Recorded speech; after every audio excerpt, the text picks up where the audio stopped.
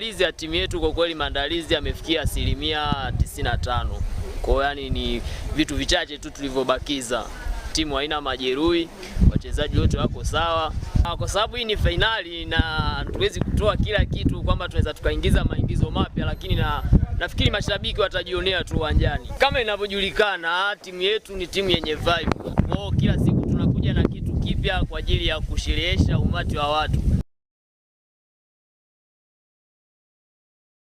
Tangia tumeingia finali tuko kambini, wachezaji wako vizuri, wako na morali, Baghdadi tunawaheshimu.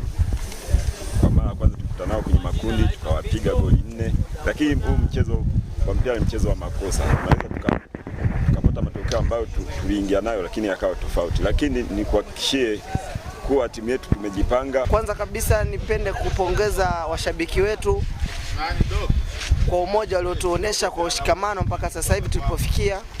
Kuanzia hatua ya mtoano mpaka sasa hivi tumeingia finali.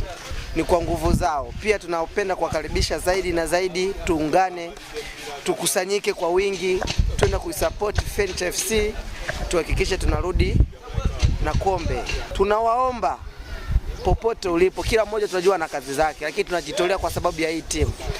Tunaacha kazi zetu, tunakuja kujipanga. Na nyinyi pia tunahakika mnaipenda Fencha FC. Tunawaomba msogee, mwache kazi zenu, mje muangalie burudani tulioandalia. Tuna wachezaji wa kila aina, tuna wachezaji wa kila, yani wachezaji wetu wanavutia kwa kila hengo. Kwa hiyo tunawaomba mkusanyike kwa wingi, kwa umoja tujitoe tuweze kurudi na kombe letu.